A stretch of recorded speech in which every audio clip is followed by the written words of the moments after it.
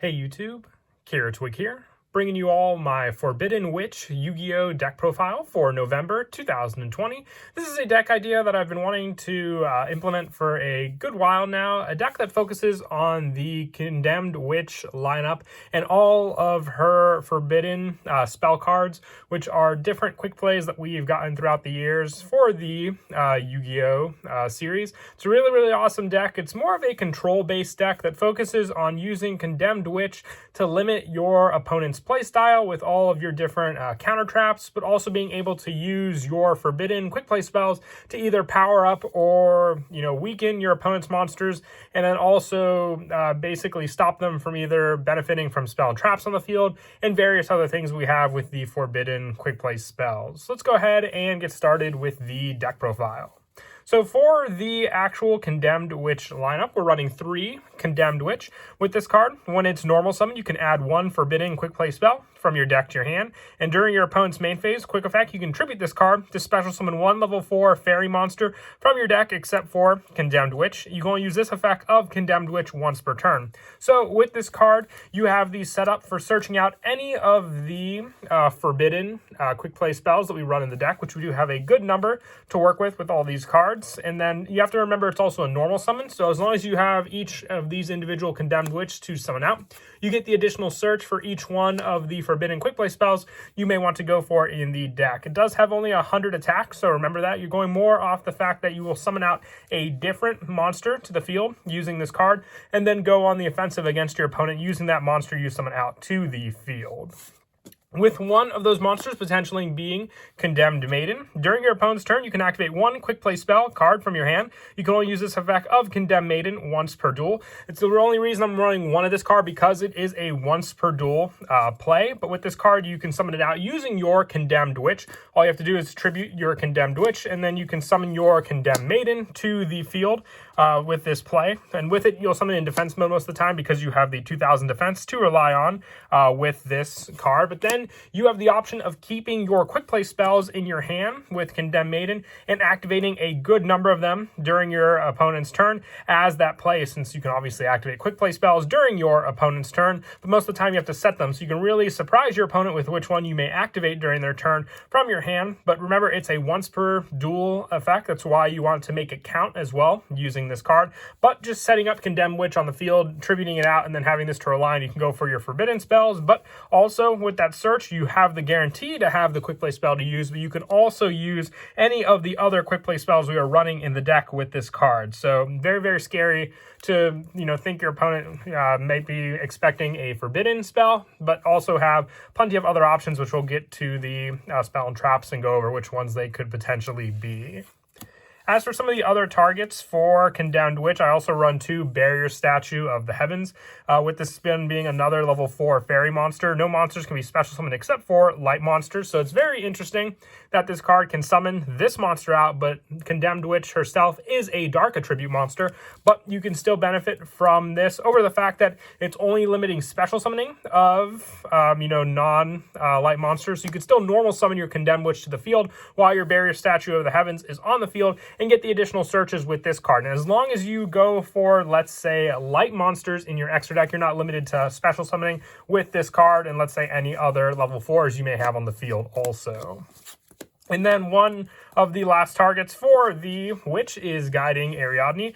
With this card, we don't really use it as much, but we do have the option if we draw this card for the Pendulum effect. With this one, you do not pay life points to activate counter traps, and you do not discard to activate counter traps. We run a good number of counter traps in this deck. I thought the Solemn Brigade was definitely fitting, just for the fact that it tells the story as well of the Condemned Witch going after the forbidden quick play spells. But with this card, you can tribute out your Condemned Witch. Let's say you've already done your Condemned Maiden play, but also maybe don't want to limit your special summons. You want to go for a more counter trap search against your opponent, so you'll tribute your Condemned Witch, summoning out your Guiding Ariadne, and then you'll have plenty of searches if your opponent destroys this card, and revealing 3 counter traps from your deck, which we're running a good amount of, and then adding it to your hand for that search power. It's an option to go into, and I just like having the additional monster count, because we do run a pretty low monster count for the actual monsters for the control style of the deck, and just another good option to go into for that search. For some of the counter trap lineup options, I run the 3 Ash Blossom, just more limiting of our opponent's plays in the deck, just whether they need to set up in the graveyard or search to their hand. This is great for stopping those plays. And also for stopping their monster effects, I run the 3 Psyframe Gear Gamma and the 1 Psyframe Driver. Just once again, another option to shut down your opponent with this deck being more of a control option. Being able to rely on your Ash Blossom and the Gamma setup is always nice. And then, next turn, if you stopped your opponent's monster play, it's just going right into your Condemned Witch play, getting you the search for one of your forbidden spells, but then being able to rely on these cards for a more offensive play, and also the synchro option of going into Omega using our Gamma lineup. But that is it for the monsters. We'll now move on to the spells. I run 2 for going for the lineup of all the different forbidden spell cards.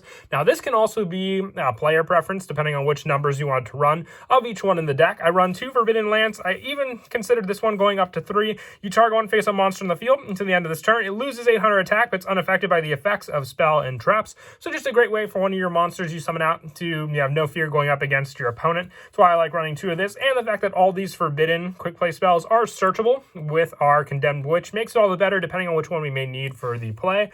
I also run 2 Forbidden Chalice with this one. Target one face-up monster on the field till the end of this turn. It gains 400 attack, but its effects are negated. So especially against your opponent, just being able to chain this card, stopping a monster as a quick play spell, Effect Veiler, on the field. It does have the 400 attack point gain, but you can usually determine against your opponent when this is right and wrong to use against them. And for the last of the 2-ofs, I also run 2 Forbidden Dress. You target one face-up monster on the field until the end phase of this turn. It loses 600 attack, but cannot be targeted or destroyed by card effects. Still can be destroyed by battle, so I like this one. If you're going up against an opponent's monster, you just need to hit over it with one of your other monsters, and that's the option to go for. I also considered Forbidden Scriptures as being a spot for this card to take out, but that's once again up to the player and what their playstyle they want to use, basically. For the last of the forbidden cards, I do have the 1 Forbidden Droplet. If you have more of this card to run, the fact that this card as well is searchable with your Condemned Witch makes it all the better. I know it's a little bit more of a pricier card at the moment,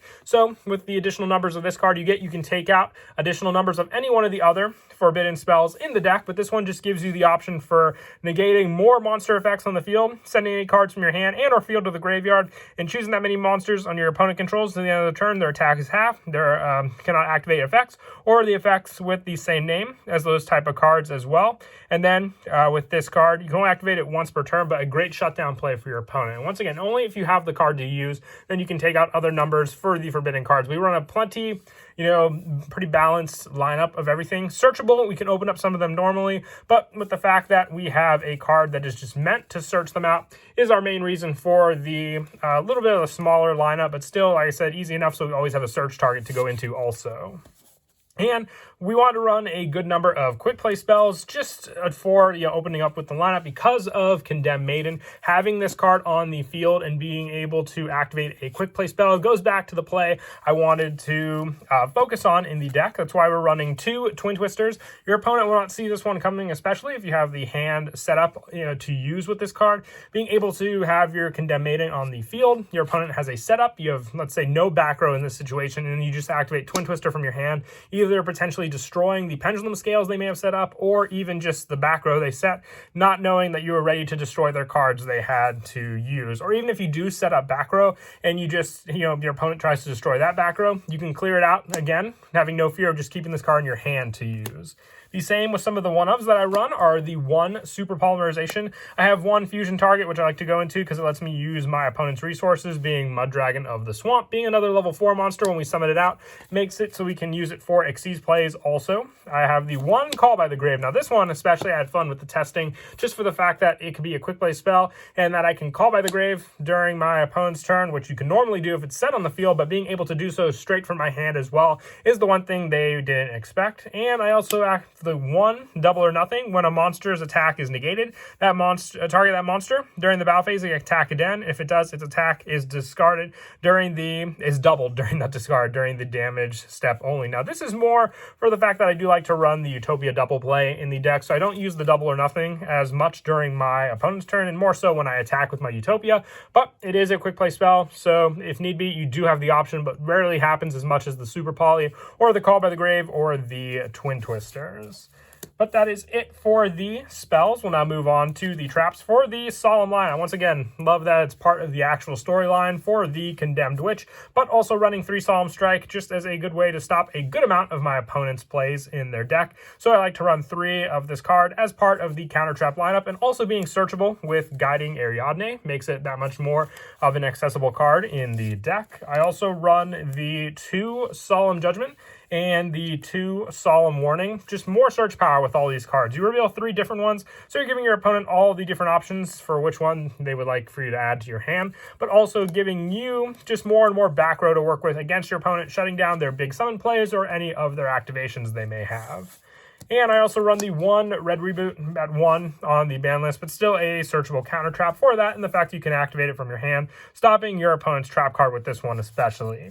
And since we have a good number of low attack point monster, if our opponent just wants to attack into them, I run the 3 Storming Mirror Force, returning them to the hand, especially if they go for extra deck plays. So I like running 3 of this card. They don't expect it when you can set up some other back row in this one, and then just have some of the Forbidden or other quick play spells. Makes it so you have plenty of cards just to activate on your opponent's turn. With the majority of our spells all being the quick play spell, all of our back row can be potentially activated during our opponent's turn, but I like to save them mostly for the trap lineup to, like I said, keep them on their toes on what they might be expecting with these plays. And lastly, for the main deck, I run 2 Summon Limit. Once again, you don't really have to go through too many summons in this deck, with the majority of your plays just being the normal summoning of Condemned Witch, getting your search, and then setting up the back row for the next turn where you'll tribute this card out, summoning your Maiden, and then having your quick play spells to go into. So just having this will shut down a lot of my opponent's plays also. I even considered bumping this card up to 3. If I were to do that, I'd maybe take out 1 of the Storming Mirror Force, because just being able to shut them down entirely means I can get the advantage on them, summoning out another monster, and then going for an Xyz play in my next turn also. But I still like using the Storming Mirror Force to at least protect my monster I currently have on the field also.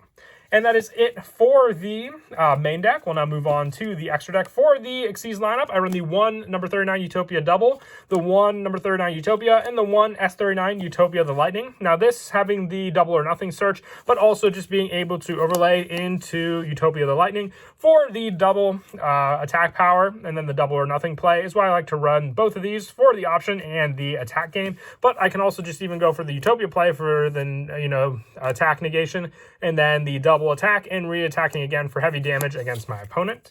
And also, for some of the other rank 4s, I run 1 Star Liege Paladynamo. Now, remember, Condemned Witch is a, dark attribute, so you can't use this card to make it. But you have plenty of other monsters that we do run in the deck to overlay and make this pretty powerful draw power Xyz monster, along with 1 Abyss Dweller, 1 number 41 Baguska, and 1 Tornado Dragon, just to have plenty of different rank 4 options using all these cards in the deck also. And for the Link monsters, I run 1 Nightmare Cerberus, 1 Nightmare Phoenix, 1 Wee Witch's Apprentice, 1 Hip Hoshinengen, 1 Nightmare Unicorn, 1 Topologic Trisbana. For the Synchros, for the Gamma play, 1 Psyframe Lord Omega, and the Fusion play with Super Polymerization, the 1 Mud Dragon of the Swamp, when going for my opponent's resources also. Like I said, I love using the Super Poly from my hand with Condemned Maiden on the field. Makes it all the scarier, especially they don't see it coming, and then I take their monsters for the Fusion play. And then as for the go-to play, like I said, a lot of it relies on opening up with the Condemned Witch, which we don't have a lot of, search power. I considered cards like Mystic Tomato to special summon this card out, but most of the time, Mystic Tomato is destroyed during the battle phase, which you have to activate Condemned Witch during the main phase, and the fact that you won't get the Forbidden spell Search because it has to be normal summon is what opted me out of using that play. So just being able to normal summon your Condemned Witch and give you the Search for any of your other Forbidden spell cards, depending on which one you may want for the play, is just an added search from that. And with the heavy trap lineup, depending on what we may have in our hands, means if we are opening up 1 additional Forbidden spell and then we search out the other one with Condemned Witch, we can set up the back row on the field, and then during our opponent's main phase, tribute out the Condemned Witch to summon out our Condemned Maiden onto the field in defense mode, having 2,000 attack. If we, get lucky and also just have, let's say, one of these summon limits, we can activate this card, limiting what our opponent may be able to summon onto the field for the play, but then also be able to rely on this play for the summon, and then also be able to use our quick play spell from our hand that we searched out to activate against our opponent also. But that is it for the deck profile. I hope you all enjoyed the video. Like I said, it was definitely a fun deck that I enjoyed making, over the fact that I just love the artwork of this card. I love the whole storyline between the forbidden spells and the solemn lineup.